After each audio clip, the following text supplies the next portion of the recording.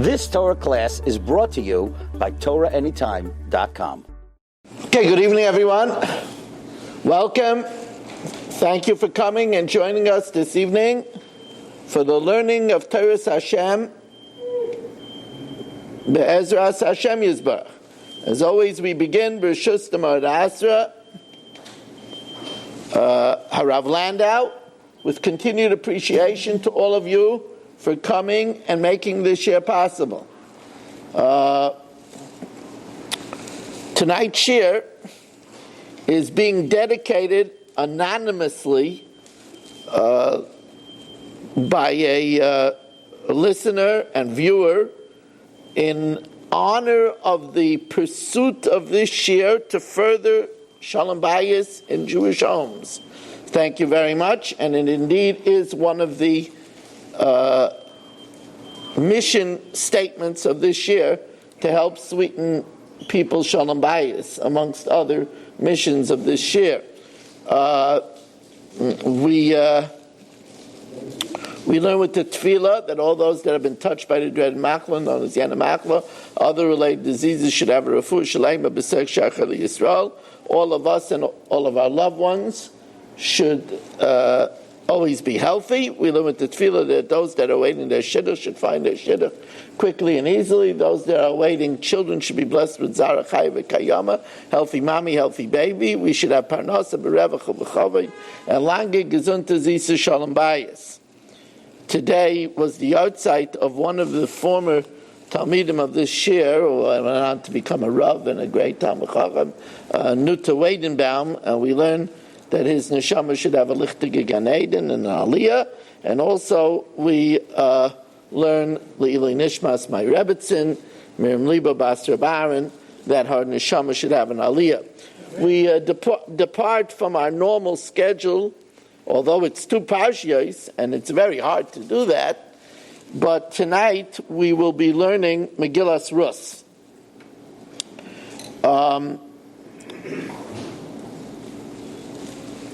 I would like to thank David Helfgott not only for helping in setting up, but last night he introduced me to a Megillas Rus written by my former mashgiach, Menahel, Harav Gershon Weiss, in the Yeshiva of Staten Island. And many of the thoughts in tonight's shir were inspired by him. I want to go all the way back, once we mention Rav Weiss, I want to go all the way back to 1969. So that's almost a Yovel Shanim, right? It's 68, it's 50 years ago. So 1969, 49 years ago, I came into the Yeshiva of Staten Island as a young little boy, and I came from an elementary school, Yeshiva Tferes Torah, and it wasn't really on my radar to go. I was a mama's boy in a Hungarian shtib. It wasn't really on my radar to go away from home. In those days, you had to stay a full month away from home.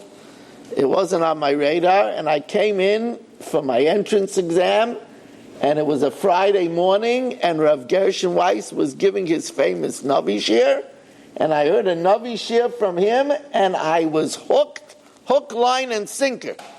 And I said, this is Torah like I never heard before. I have to come to this yeshiva. So David HaMelech says, Baruchi nafshi es Hashem, my soul blesses Hashem, v'al tishkechi kol gemula, and I don't forget all those that bestowed kindness on me. So even though it's almost a Yovel Shanim ago, and people tend to forget, we're living in a society of what have you done for me lately, but I look back gratefully to Rav Weiss, who really caught a fish. And after catching the fish, he caught me, and then my brother came to yeshiva, and another brother, and their children, and soon the children's children will be Talmidim of the yeshiva. So it all came from one Navi Shir way back in 1969. Rabbi should have arichas yamim v'shanim to be able to be marbitz Torah and write many svarim. We have to know that Rus was written Beruach HaKodesh by Shmuel HaNavi. It's interesting, Rus, by most people, the most famous Megillah is Megillas Esther. Indeed, Megillas Esther has impacted on lives throughout the generations. Esther said, Kiva'uni l'doros, affix me for all generations. She realized, because we know that we only hear Nevuat Tzricha l'doros. And Esther Hamalka realized, but about Esther, there is a machlokes, whether Esther is Beruach HaKodesh or not. Now, we paskin it's canonized, it's one of the Chav Dalet Sifrei Tanakh, it says Esther is Metamei Yadayim, but it's an argument.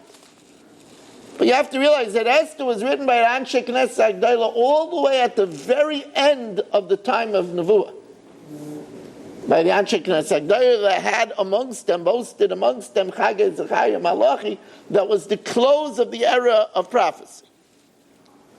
On the other hand, Rus was written by one of the greatest prophets of all time, Shmuel HaNavi. It says, to give you an idea of the stature of Shmuel, it says, Moshe v'Aaron b'koyanav, u'Shmuel b'karei Shemai, putting Shmuel in the same rarefied company as Moshe and Aaron, actually pitting him against Moshe and Aaron. He had a synthesis of Moshe and Aaron.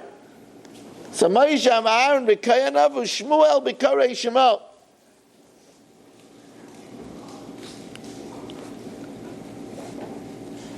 We read it on Shavuos. One reason we lane Megillas Rus on Shavuos is because it's brought down that Shavuos is David HaMelech's yahrzeit. That we know. And since it says that tzaddikim are mamalei shnoisav, they fill their years and have complete years, so he was born on Shavuos as well. And therefore, Rus, which was written in order to combat, David HaMelech had a great enemy. You know, some people, they have enemies who are fools. But David HaMelech had a very powerful enemy, the head of the Sanhedrin, the Ov Bezdin, the Rosh Bezdin, Doeg HaAdomi. Doeg HaAdomi battled against David's ascension to the throne. Doeg HaAdomi said that David HaMelech descends from a Moabite, and the Moabites were ostracized from our society, more than the Egyptian. The Egyptian was allowed to come in after 3 generations. But the Moabite is like a mamzer, can never enter. And therefore, Doeg HaAdomi said, David HaMelech, forget about being king, you can't even marry into Klal Yisrael. But there was a tradition which Amasa got up and in a very dramatic way, in front of the Sanhedrin, he drew his sword. And he said that whoever doesn't accept this, Yidoker Becherev, should be pierced with a sword. It was very dramatic. When you saw this, you could never forget it. That's what he wanted. He wanted to embed it in everybody's memory. Kach mekublani mebezdin shel Shmuel, amoini v'loy amoinis, moavi v'loy moavis. That a woman, Moabite, could marry into Klal Yisrael. That's Rus, the ancestors of David. So at that time, the aged Shmuel was still alive. So they sent a messenger to Shmuel, and Shmuel corroborated, and he wrote Megillas Rus to show the miracles and the wonders that led up to the fathering of David HaMelech. That was an amazing thing. Amazing thing that Rus leaves the fields of Moab, a Moabite princess, at a time that the Moabites were harassing Klal Yisrael, persecuting Klal Yisrael. And just at the time of arrival, Rus loses his Rebbetzin. Boaz loses his Rebbetzin. Rebbetzin Boaz passes away. And on the very last night of his life, Boaz would sleep with Rus and sire the seeds of Malchus Beis David. It's an amazing thing. Very amazing story. The very last night of his life.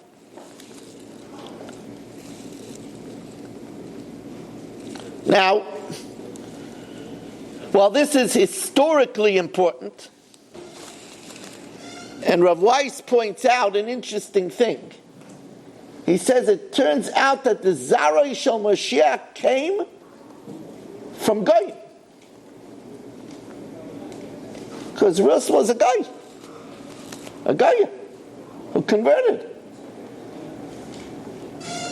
And he says over that they bring down that the reason why that had to be is because it says in Navi Zechariah that will be v'haya b'yayim hahu, it will be in that day of Mashiach, Ya Hashem echad u'shmai echad, and all the goyim will realize. So therefore, someone that comes over from outside of Klal Yisrael was able to drive home this message stronger. He cites a very, very powerful medrash in Bereishis Rabbah. In Bereishis Rabbah, when after Adam and Chava had separated for 130 years after the sin, they got back together and they had a replacement for Hevel. It was known as Sheis. So Chava makes a comment. And Chava says that she called him Sheis to Shosli Elikim Zera Achar. Hashem gave me Zera Achar. Now the word Achar is a little superfluous. Could have said the Shosli Zera Tachas Hevel. Asher Haroga Kayim. Why does it say Zera Achar? So Amar Rebbe Tanchuma, Amar Shmuel, famous Rebbe Tanchuma, Amar Rebbe Tanchuma, Amar Shmuel, the Zera Achar is Zaroi Shel Mashiach. So what does that mean? First of all, what does it mean? What does it have to do with Chase, the Zaroi Shel Mashiach? What does it have to do with Zera Achar? So the Eitz Yosef, the Yefei Tayar, all say that Pshat is that Chava saw that David HaMelech would come from a Zera Achar, outside of Klal Yisrael. That's what the way they learn the Medrash. I wanted to suggest, although it's parenthetical, it's not really nogay our discussion here. I wanted to suggest another pshat in this Medrash. If we all know, if we remember, since we're talking about David HaMelech and his birth, if we remember, the Medrash tells us that Adam HaRishon was supposed to live till 1,000. Rabbi Shalom said that he would die. Right? So he would die after a day. And a day of Hashem is Ke'elev Shanim. So he was supposed to live for 1,000 years. But it says these are the days of Adam Asher Hu Choy, which implies he didn't live all his years. He gave David HaMelech 70 years. So we know Ishtoi Kegufay. So here Chava was alluding to the fact he Shosli Elikim Zerach, I will have yet another Zerah. Adam and I, my husband's giving away 70 of his years. Ishtoi Kegufay, we're one unit. Shosli Elikim Zerach, we're going to have yet another child. He's David HaMelech. David HaMelech came straight from Adam, which, by the way, it's very appropriate. Because the world was created for what David HaMelech brought to the world. Amzu Yatzarta Li Tilasi Yisaperu. The great singer of Israel is the purpose of the world. So it's very appropriate that he should come from Adam. Kol Pol Hashem Lamaneyu. Everything Hashem created for his sake. Right? Shakol Bara L'chvaydai. Remember, that's what we said. That's why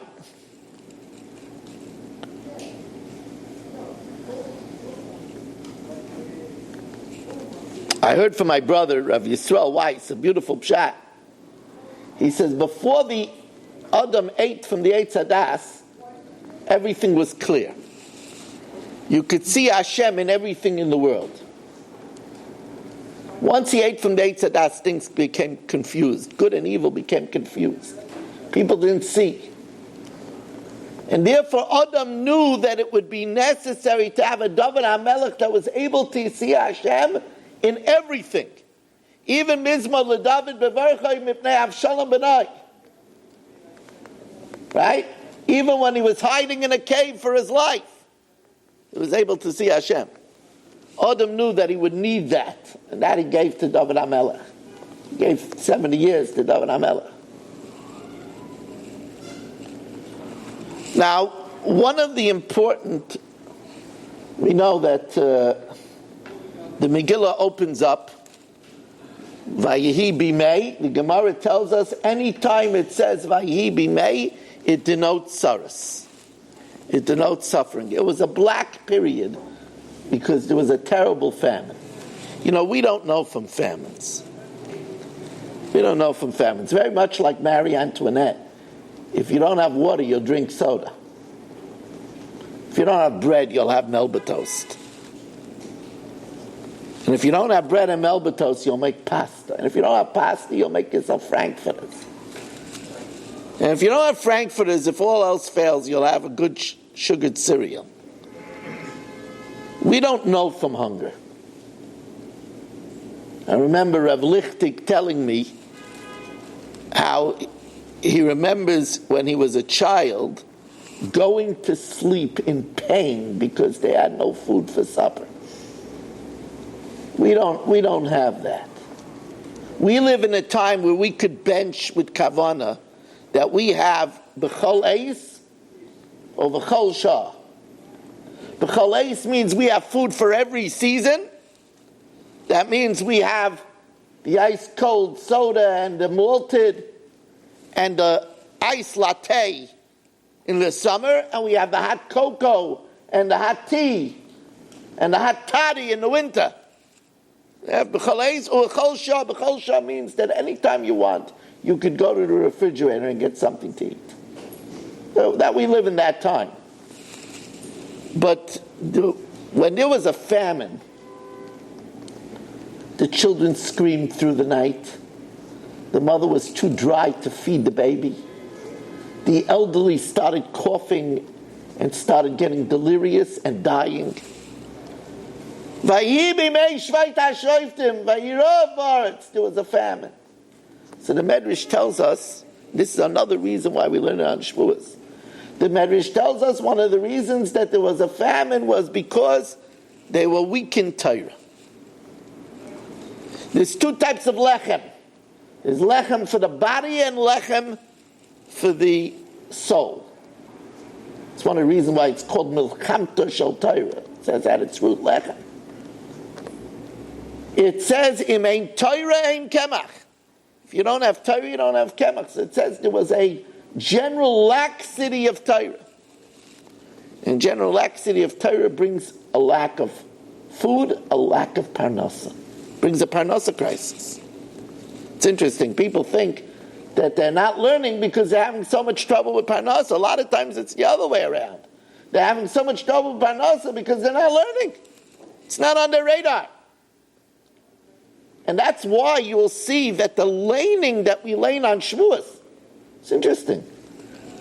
You know what we lane on Shavuos? Vayisum Rafidim, Vayavoyim Midbar Sinai. They traveled from Rafidim and they arrived in Midbar Sinai. Vayisum Rafidim, says Chazal, Rafidim was called Rafidim because of Rafu Yadam. Rafu Yadam Medivrei Torah. When you're weak in Torah, that's when you have trouble. That's where there's no bread to eat. There's nothing to drink. So you'll say, Rabbi Weiss, I see there's a lot of millennials. They're very rich. They're busy with work. They have lots of money. They're not learning. How do you explain that? How do you explain we have millennials, youths in their 30s that some of them are billionaires. They're not learning. Where's the Rav?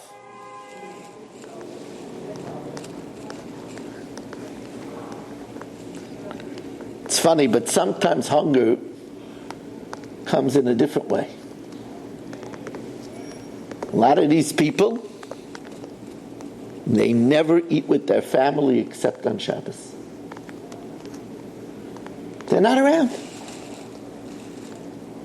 It's a different type of a hunger. Just like it says, any house that doesn't have learning in the night, will be consumed with fire. But we don't see a lot of fires, Baruch Hashem. But there's different types of fire. There's fire of anger and quarrels. There's fire of sickness. There's all kinds of different fires. There's all kinds of different Rav. There's all kinds of different hungers. We learn it on Shavuos that a person has to take stock and say, am I learning enough?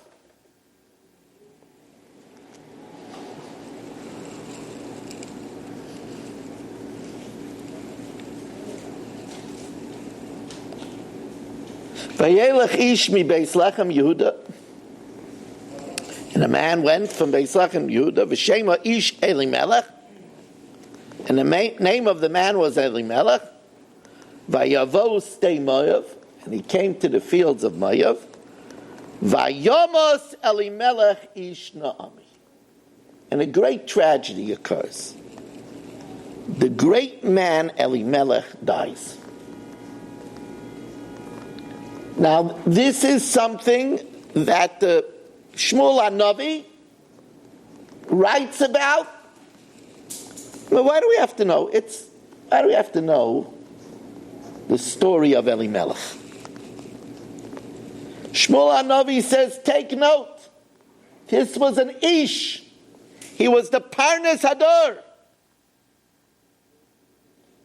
When a Parnas Hador dies, you have to learn. You have to learn.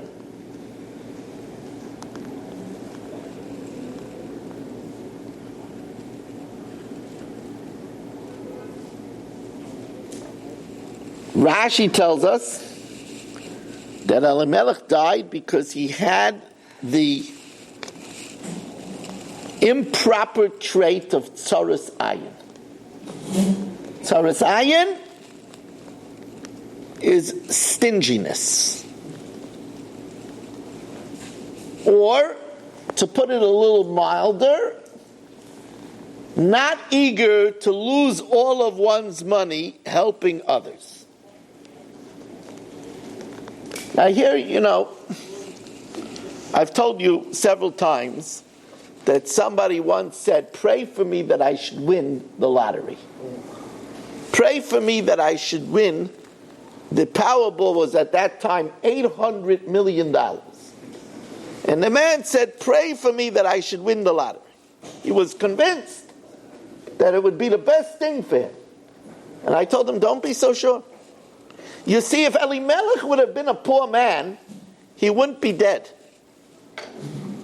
He was dead, he died, because it says that he had the ability to support Klal Yisrael from his wealth for 10 years. Now you have to understand that he wasn't selected as the Parnas Hador without tremendous milas. Klal Yisrael is in general a gracious, kind nation. If they selected him as a Parnas Hador, then you have to know that he had to be a very good man. But Klal Yisrael at that time was not easy to deal with. This is a very important point. They were very hard on their leaders. Now Moshe Rabbeinu had the incredible ability to be kind and put his life on the line for people that were very hard on him. Klal Yisrael was very hard on Moshe Rabbeinu. He said, Oid matul skaluni. A little bit more, they'll stone me. Moshe Rabbeinu, it says they were chayshid him as Eish Ish. It says, Kol echad, each person, warned his wife to stay away from Moshe Rabbeinu.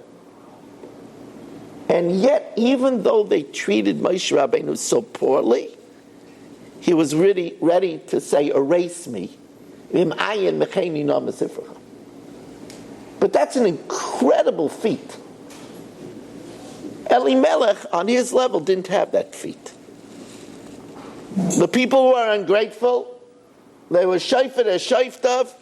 He says, what do I need this for? They'll wipe me out? I'm leaving. And he goes to the Stei Mayav. And it says because of his tzaras ayin, he died. You don't abandon your people. Because of his tzaras ayin, he died, even though he was tremendously charitable. So his wealth led to his death. That's why we ask Hashem to be mamale mishaliseinu l'tayva. Fulfill our requests only if it's for the good. We might not realize what's good. I always tell people, it says, Ani chashiv kameis. A poor man is like one who is dead. And it says that the Nisayan of Aisher is bigger than the Nisayan of Anias. So could you imagine the test? It's a tremendous test. He didn't pass the test and he died. Now,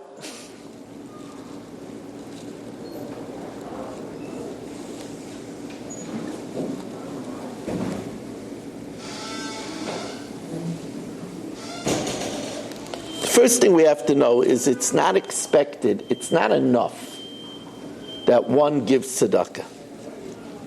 One has to give tzedakah according to his ability. That's a very important lesson. People measure, everybody gave 100, I gave 180, I'm a tzaddik. If you have a lot of money, you have to give 10,000, not 100. If you give 180, you're not a tzaddik, you're a miser. You can't measure yourself according to what everybody else is giving. You have to give always according to your potential. If not, then it's not only that you're not doing a mitzvah, you're doing a great aveira. It's a very important thing. People make a big mistake. Rav Weiss quotes a chinuch. Chinuch is in tough pay, 480. The chinuch says that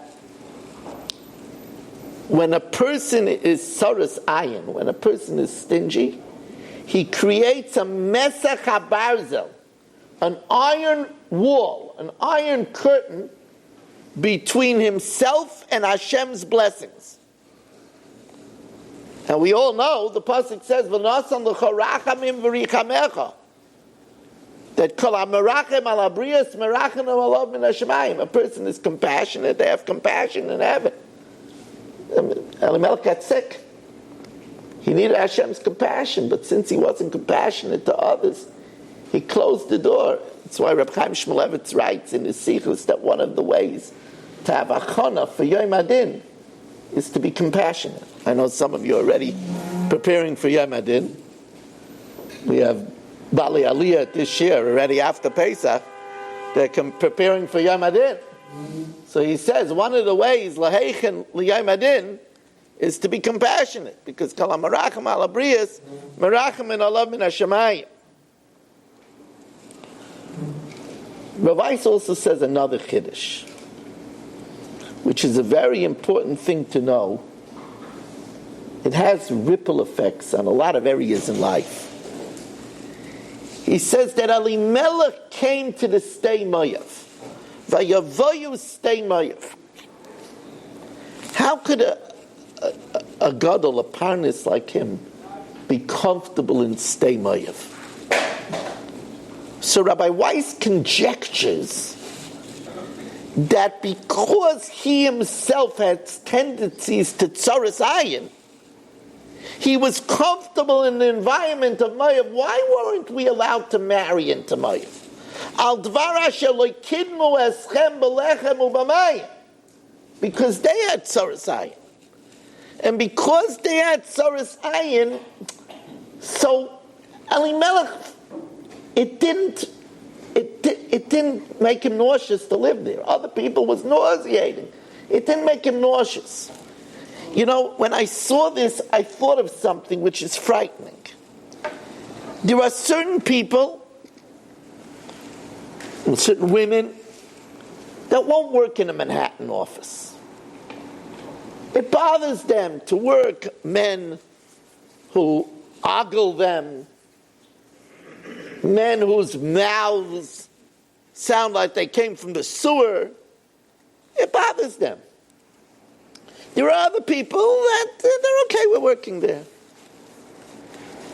And I thought to myself, maybe it's because immorality doesn't sicken them.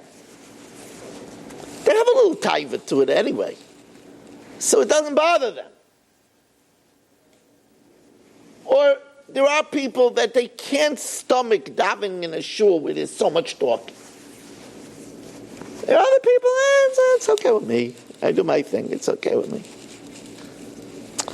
Because they might have a little bit of natia towards it anyway. You know, come on, you come to shul, you relax a little bit, you know. It's a friendly place, you know. So what we're learning is that a person, it should bother a person to be in an environment that's the antithesis of Torah. Going to Stay Mayav was a death trap for Elimelech. And of course, Shmuel is teaching us this. Shmuel's teaching us this because Shmuel wants us to learn. You know, it says, Rav Miller would always say, let's takel pesi yarim. It always bothered me, that pasuk. Let's takel. Let's is a very strong word. Let's is a scoffer, a cynic. Rav Miller used to say that if you see that a child falls out of a second-story building in a school because they didn't have window guards, then let's takel pesi yarim. The let's get smitten and the fool becomes wise. I always wondered, the poor people that lost a child out of a window, they didn't put up a window guards, but would you call them a let's? So my brother told me, Rabbi Yisrael told me that the word let's, he told me in relation to something else, but it answers this question. There's an Ibn Ezra that says let's means interpreter. Like it says by Yosef, they didn't know ki hamelitz beinoisam.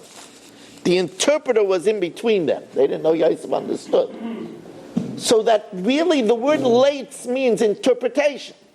Now the cynic interprets everything, you know, he interprets everything cynically. But the let's it just means interpretation. You know, so let's talk as somebody that said, we don't need window guards, we don't need smoke alarms, we don't need seatbelts. That's the way they interpreted the situation. Let's tackle Pesi Yarim. And the fool, Pesi means a person that doesn't realize, the simple person. Well, Pesi Yarim, so here's a person, for example,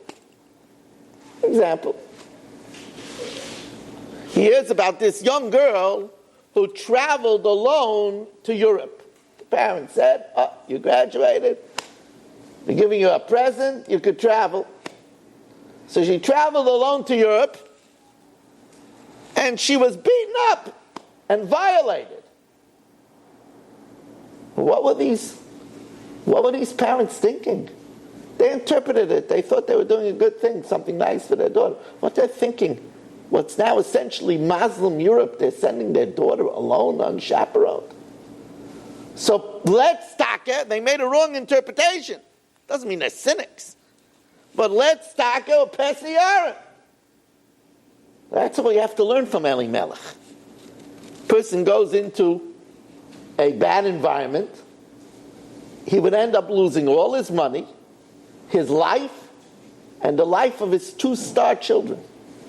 And 1 daughter-in-law would go away out of Yiddishkeit. It would all get lost. It was a bad move. Abandoning his people and going to the Stay Mayav. We have to learn from it. Here's a person. He hires a secretary. She came very well recommended. But she's a goya. She doesn't dress appropriately. And he sees her every day. And he starts looking at his wife that she's really very plain. almost ugly compared to her secretary, and the secretary is doing everything he wants, not like his wife.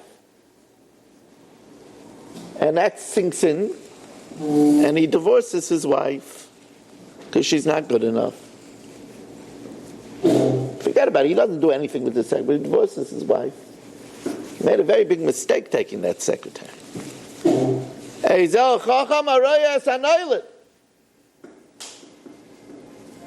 Let's take it. Let's continue. Megillas Rus. And by the way, we talk about why we lay in Rus on Shavuos. The famous Medrash, which we've quoted all the time in this year, whenever Shavuos comes around.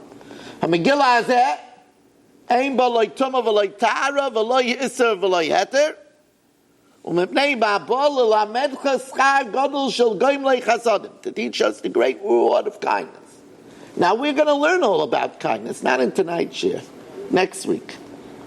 We're going to learn all about the kindness of Rus, the kindness of Boaz. But before we learn about it, we have to know what Michlal Heinat Shemei Alav. When we learn about that the Torah is a Torah's Chesed, that's why we learn it on Shavuos. We have to know that if a person is not kind, then it doesn't go good for them. Olam Chesed Yibana. Hashem wants on this earth people who are kind. That's who he wants to occupy the planet, to populate the planet. And Elimelech, who was Soros Ayin, he left this world young. He left this world. The man who Elimelech thought to him would come Melucha, who descended from Nachshon ben Aminadab, would leave this world cut off in the prime of his life. You have to always choose. As I've said, you can either be a giver or a taker. There's one or another, giver or a taker. So we're told, V'alachta b'drachav, to be like Hashem.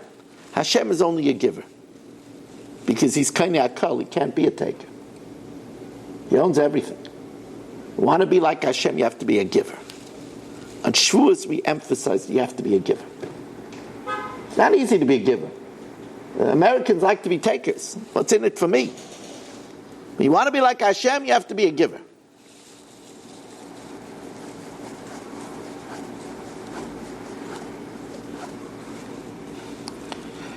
So let me tell you what the Medrash says. It says in Shmois Rabbah, Ashrei Odam Shehu Omeid B'Nisyonos. Fortunate is the person who is able to pass his tests. Everybody is given tests. Now you have to know, for some people, talking in shul is not a test. That's not nisyono. Ezel gibar hakovish es yitzroi. It's not a gevura to combat other people's yates. Yeah, I'm a great man, I don't talk in shul. You don't have an assignment to talk in shul. You think it's stupid. You don't have an assignment to yell at your wife because she's a saint. But when you're walking in the street, you have an assignment to look at the girls. When you're at the job, you have an assignment to oppress your workers. Ashrei Adam she'omeid b'nisyono. So the first thing is a person has to recognize what their nisayon is. Elimelech's nisayon was not to abandon Klal Yisrael. Now, of course, what do you think Elimelech did when he came to the Sdei Moav? He didn't hang out at a bar. He went to the Sdei Moav and said, look, Baruch Hashem, finally I could learn Shas, Yishalmi, Bavli. I could learn Zohar. What do you think he did in the Sdei Moav? Uninterrupted now by all the people that were coming to his house. It says they came with Dochakai, they pressed him for money. He was able to learn. He actually thought he was a tzaddik. He escaped the persecution of the masses and came there to be Oved Hashem. But Hashem gave him the death sentence. Why? Because he wasn't Oimed B'Nisyono. He didn't meet his challenge. Now here comes a fundamental lesson, which might be the greatest lesson of tonight's share. It's maybe not, but it's a big lesson. Big lesson. And that is, a human has to be adaptable. You have to be able to adapt to what Hashem wants from you at the time. Now, that's not easy. Rav Weiss cites from the Michtavei Chofetz Chaim, written by the Chofetz Chaim's son, that in the beginning of the 1900s, the beginning of the 20th century, the early 1900s, Radin had two huge fires. We just had a fire in South Fallsburg that burnt down 37 bungalows. That kind of fire burns down with thatched houses and thatched roofs half the city. Indeed, in the beginning of the 1900s, in the beginning of the 20th century, Radin had two devastating fires. First, one half of the city burnt down, then the second half of the city burnt down. The whole city burnt down. It says the Chofetz Chaim stepped up to the plate, severely curtailed his learning schedule. This is the Baal Mishnah Berurah, the Baal Shemir Saloshin. He severely curtailed his learning, took a huge loan to start rebuilding the city, had people living in his courtyard, took off 10 weeks to go to the neighboring cities to raise money for the town, sent out hundreds of letters to raise money, and appealed ferociously and successfully to get the government to give aid to rebuild Radin. Chofetz Chaim's son said that he was successful. Now you have to understand, Radin was not only Jews, it was Goyim too. He rebuilt the whole city. He said it made such a huge Kiddush Hashem that the Goyim venerated the Chofetz Chaim. When he needed for the poor, they gave him from their fields to plant without charging him. And the district governor who came to bring the foreign aid asked to speak in the Beis HaMedrash in Radin and spoke openly of his admiration of the Chofetz Chaim. But the Chofetz Chaim had to be able to know that he had to close the Gemara and do this for Klal Yisrael. Person has to be adaptable. He has to know.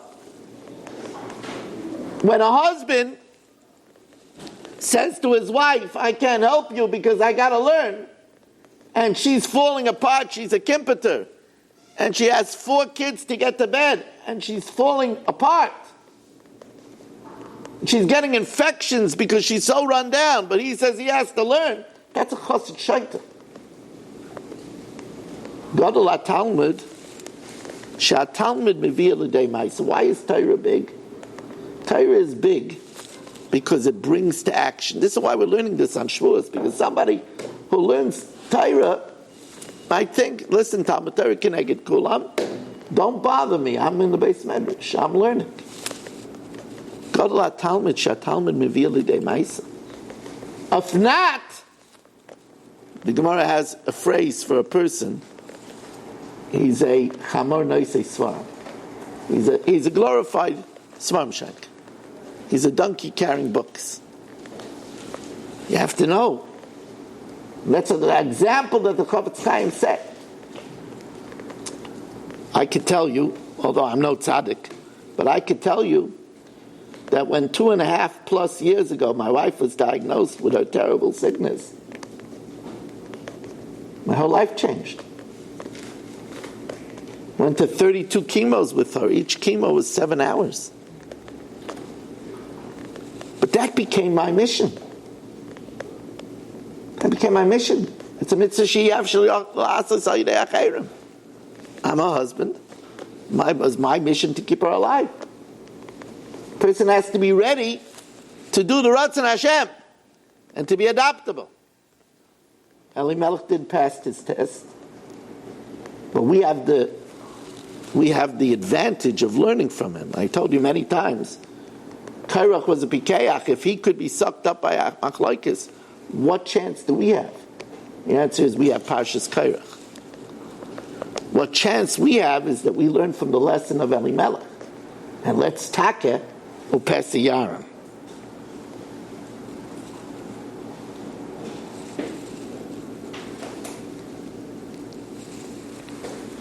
Vayomas Elimelech ish nami.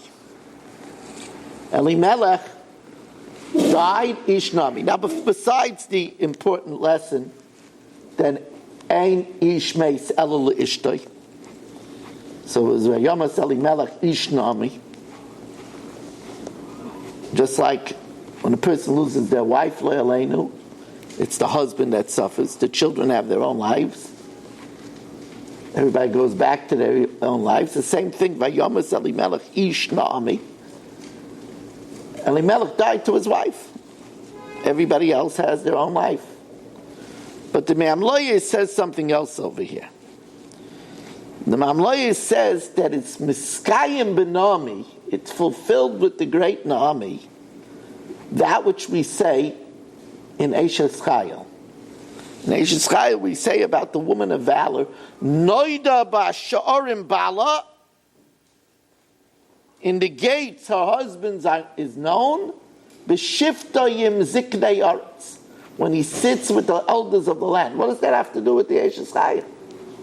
The answer is, Noida ba'sha'orim bala, says the Mamloyes, he's known as her husband. He's known as Ish Nami. I had the benefit of being known as Miriam Libby's husband. Yeah, that's Miriam Libby's husband.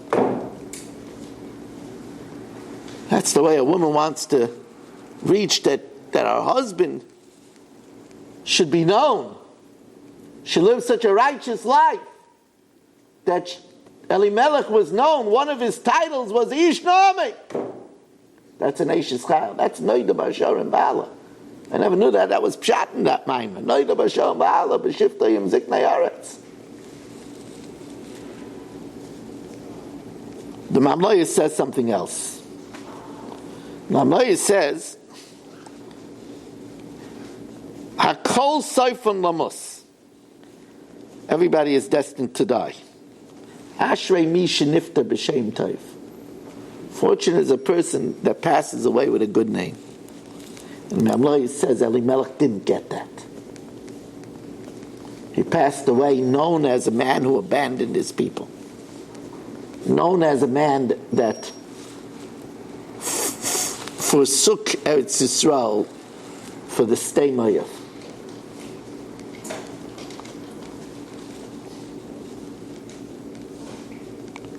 I watched my wife pass away with a Shem Tov, with a good name. How many people meet me and say there just isn't another Miriam Libby? I just don't know anybody else like her. That's Nifta B'Shem Tov. We have to ask ourselves, are we making a good name for ourselves? Some people that make money for themselves. Some people have possessions. They have a nice car, a nice house, summer home. And then there are people that make a good name for themselves. People say, I know that person. What a geschmacka person. Ashrei mi shenifta b'shem tov. One of the things about Yizkala Yom HaMisa is that we should have a Shem Tov. People should say. I told you, Rav Miller was asked. Covet is such a bad thing. In one of the Q&As, he said, covet is such a bad thing.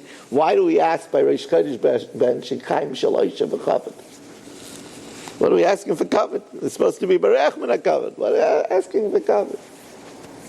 So he says, we ask that we should live a life that people should say, Miller? I know Miller, he's a nice person. He says, that covet we want. That's the Chaim Shaloisha V'Chavod. That people should say, yeah, Weiss, yeah, Moshe Meir Weiss and that, oh, he's a nice guy. That kind of Chaim Shaloisha we want. That's the kind of Chaim Shaloisha. That's the shame type. Such a beautiful pshat.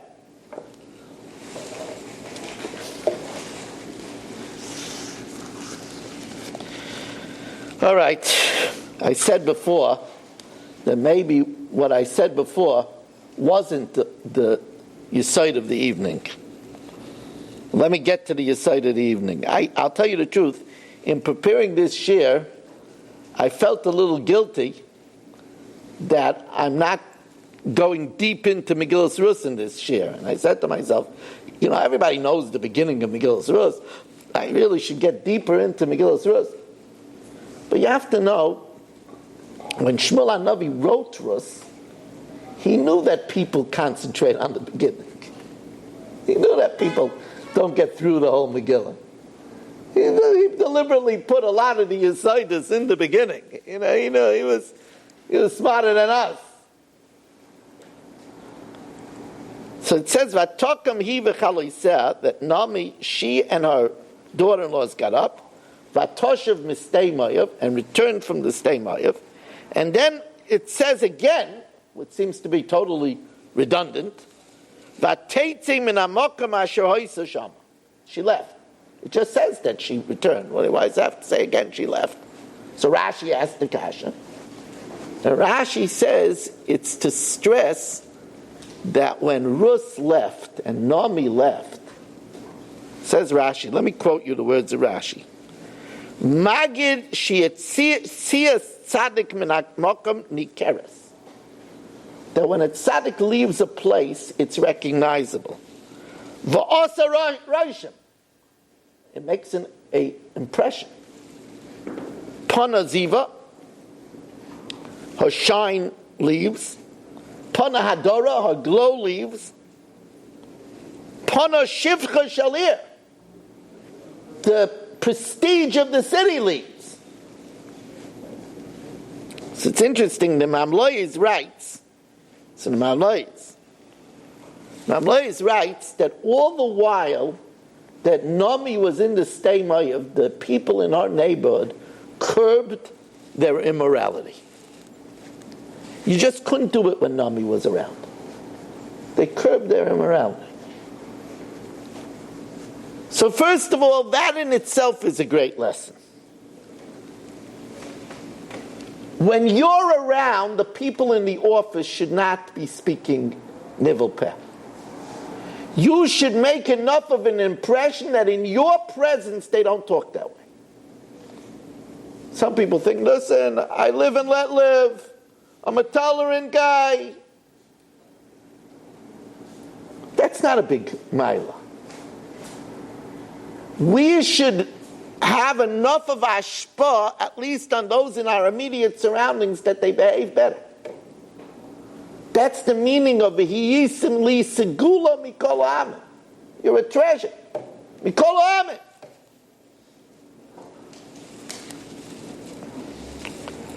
But I want to talk to you about this idea that a tzaddik or tzedekes has a shine, has a glow.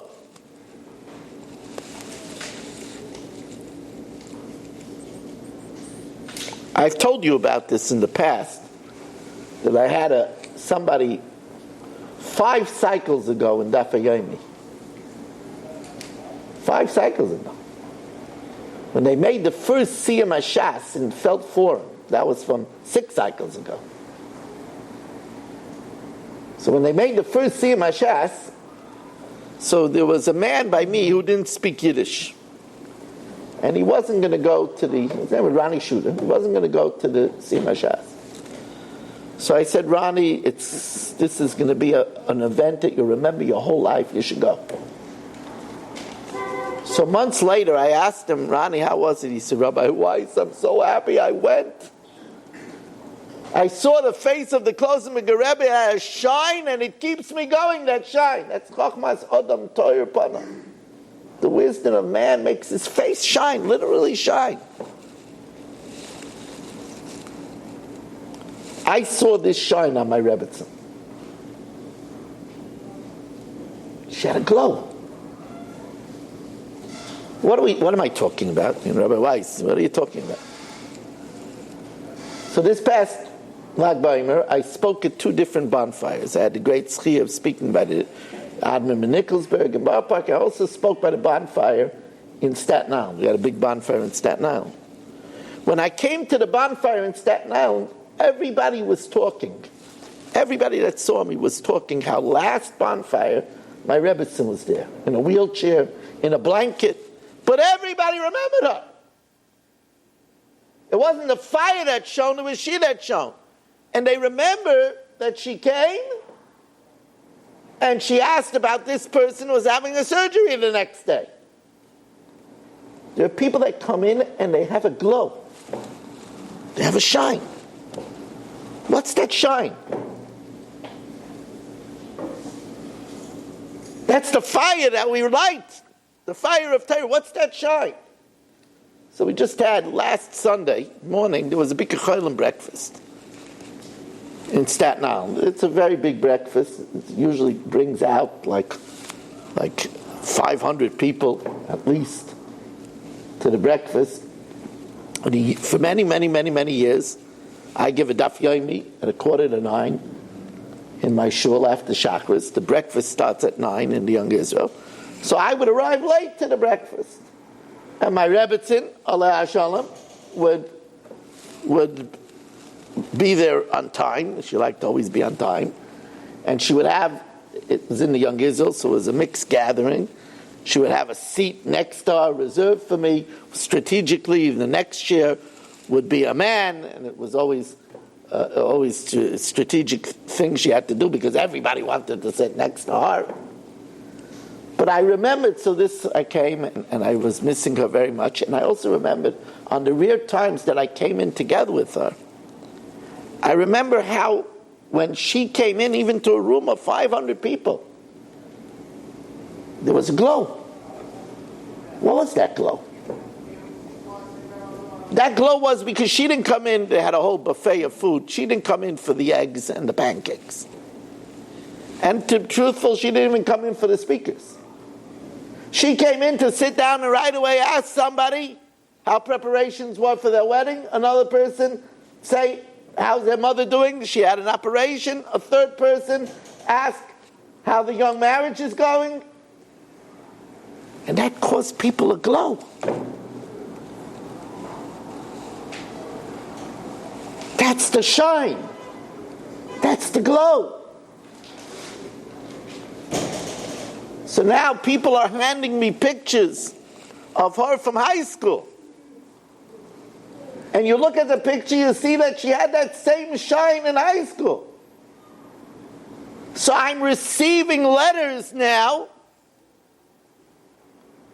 from girls that were 2 or 3 years younger than her.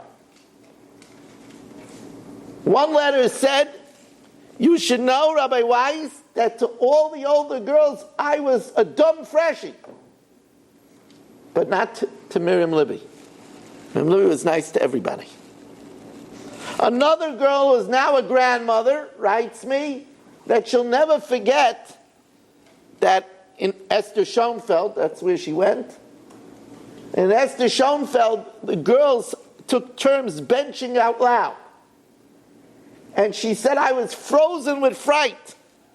And I passed your wife who was 3 grades older than me. She didn't know me, but she saw I looked scared. And she went up with her finger to tell me that I'll be great.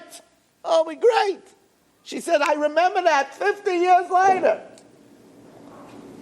That's the glow.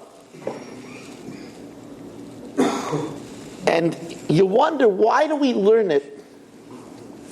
Why do we learn it? Say that the tzaddik gives a law. Why do we learn it by Yaakov? It says, Vayetze Yaakov. So it says there also, Pana Ziva, Pana Ada, when he left Beersheva. Why do we learn it when he leaves? Because that's when people notice when it's missing. That's when people notice. They take it for granted when it's there. People notice it when it's missing. There's a story that I said in this year, last year. But Rabbi Weiss brings it down in his Sefer on this pasuk, and it's very worthwhile to repeat, because it talks about the roshim that a person that lives correctly can make. It says in Me'asharim, was late in the day, and of course, there was never an end of people waiting to speak to Rav Elyashiv. So the Gaboyim have to shut it down. And there was a prestigious-looking man with a boy, and the Gabbai said that, I'm sorry, but it's late.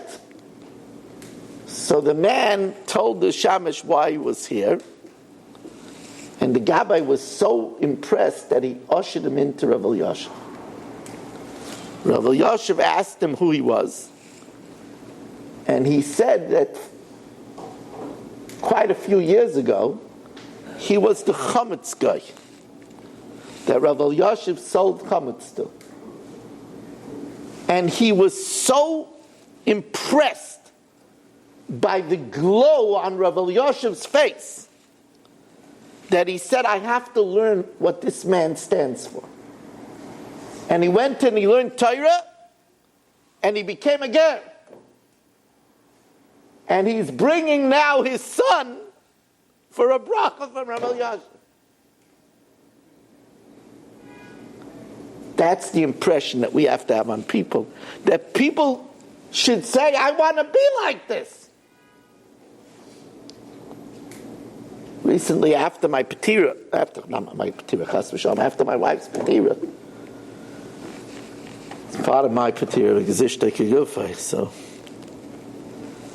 so recently, after my wife passed away, somebody else went to the chemo lab. Another Rebbitzin actually went to the chemo lab. And her husband said, everybody over there knows your wife.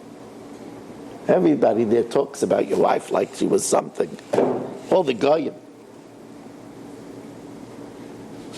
Because that's the ziv. When a person goes to chemo, they're not exactly shining. But there's an inner shine. It's the inner shine of saying thank you to the technicians, complimenting the port nurses on the way their nails are done. Even though, truthfully, my wife thought that was ridiculous. But that's leaving a shine. That's leaving a glow. We all could do that. Rav Weiss writes that there's a Rashi. How come sometimes Yidden are held like the Chavetz Chaim in veneration, even by the Goyim and Ram, and sometimes the Yidden are abused? So there's a Rashi on the pasuk Hi chachmaschem uvinaschem leinei ha'am. The Torah is your smarts and your understanding in the eyes of the Goyim. The Goyim say, special man, special woman. So Rashi says, he draws a distinction. Oz kishloi tishkachu oisam. You don't forget the Torah. V'tasam al amitosam. And you do and live with Torah in truth. Not just robotically. Not just mitzvahs hanoshim and limuda. Techshvu chachamim u'nevainim. The Goyim will say, wow, look at these people. However, v'im ta'apsu oisam v'techshika. But if you corrupt it, then you're considered like fools. Goyim respect when people are real. When people go about in the middle of the night honking their horns. People park in people's driveways. People look into other people's windows. Then the Goyim don't think much of us. But if we live with Matoivu Alecha Yaakov, if we live with the halachas that we learn in the second parak of Bava Basra, of Ilchas Shcheinim, that's different.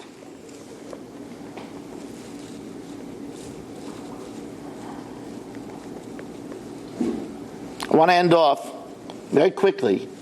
It says, "Vayamusu gam shneim Machloin v'Chilyon." Both of them died, Machloin and Chilyon. And the Gemara in Bava Basra Tzadik Aleph tells us Rabbi Yeshua ben Korcha says Machloin and Chilyon died. Shelo yispal al dayram, because they didn't daven for their generation. Talk about l'lamed chaschar gadol shel goyim lechasadim. Everybody always thinks about money or delivering Tevchei Shabbos package. But there's another element of chesed, and that's davening for people. The person sitting next to you in shul has 3 daughters on the market that don't have a shidduch. How can you not daven for him? That's chesed. Daven in Shema Kaleinu. Daven in Sim Shalom.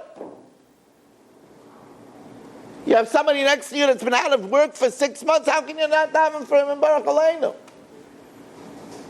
Machloin Chilyon says Rabbi Yeshua ben Korcha, they lost their lives because, again, we learned this on Shavuos. You want to know what Torah's Chesed is? Torah's Chesed is daven for people.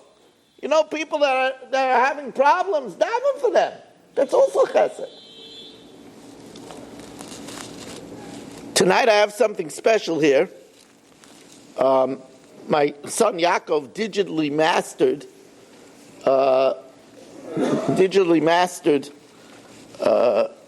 114 shiurim that I gave on the entire Orchos Chaim LaRosh on one CD. So it's not. I'm going to probably make a more expensive looking jewel case, but this is everything. So it's now available, all 114 shiurim, for $36. Remember to dedicate a share is $360. 718-916-3100. rmmwsi@aol.com. You've just experienced another Torah class brought to you by TorahAnytime.com.